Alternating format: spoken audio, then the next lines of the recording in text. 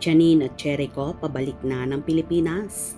Fanny Avanger sa vlog ng Lovebirds.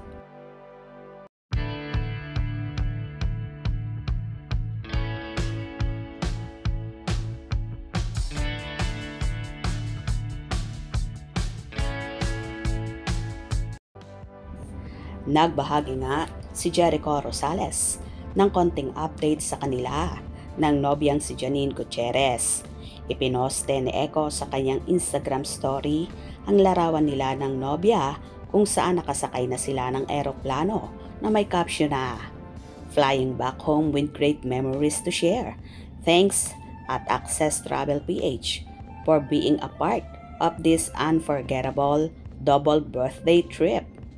Tuwang-tuwa naman ang mga fans na sa wakas daw ay makikita na nila ulit ang Lovebirds. Wow, have a safe travel. Relate ako. Like ko rin mag-travel. Sana makasabay ko sila pagpunta uli ng Japan. When kayo babalik? Kami doon sa Kyoto, Mount Fuji. Sarap magbibiyahe. Ingat sa flight Econin. Never ko na sila makita sa personal ang Econin. Ang ping sa biyahe Econin. Safe travels, God. Be with you always, flying back home in style when biyahe. Wow, so sweet and lovely couple. Safe travel. Safe travels, Econin. Pauwi na ang mga love ko. Sana wag masira ang pagmamahalan nyo katulad ng ibang mga artista. Sana hindi sila maghiwalay. Kasi sa artista bihira na ang may forever. Havey, nanghihinayang ako sa kanila. Di kaya mabaliw ako pag nangyaring sila ay maghiwalay. Same ate, idol ko sila. Cellphone ko, pic nila, wallpaper ko din sa phone ko. Wallpaper ko rin sila. Iniipon ko mga pic at lalagay ko sa frame na malaki. Yun lang ang kaya ko para sa kanila. Echo at Janine, feeling ko nga, part ako ng buhay nila kasi mahal ko silang dalawa. Same ko silang ganahan kron mga artista. Kaya pala, papalit-palit ng lalaki si Janine. Ha ha ha ha.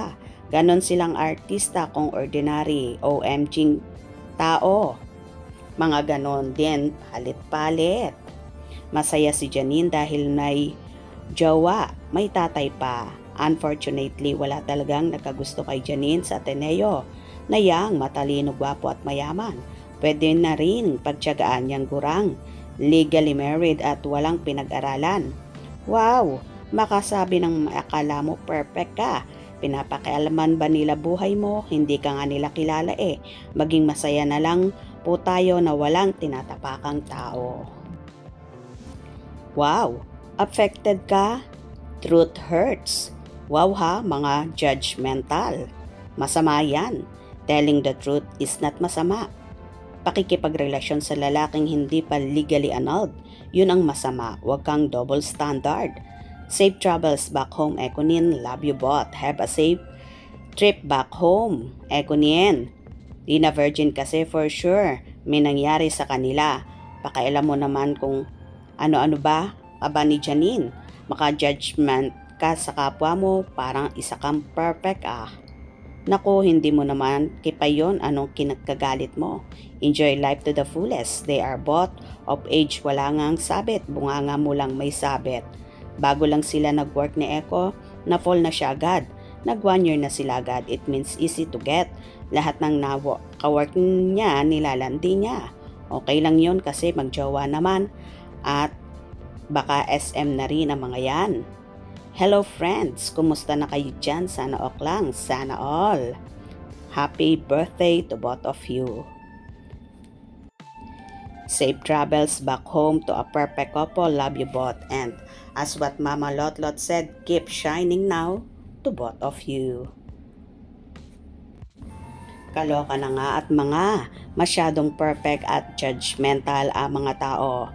Anyway, dead man naman ang Econin sa mga bashers na ito sa kanila. Ang importante, masaya sila at wala silang inaapakang tao. Kaya gora lang Econin. Kung nagustuhan nyo ang video na ito, comment down below.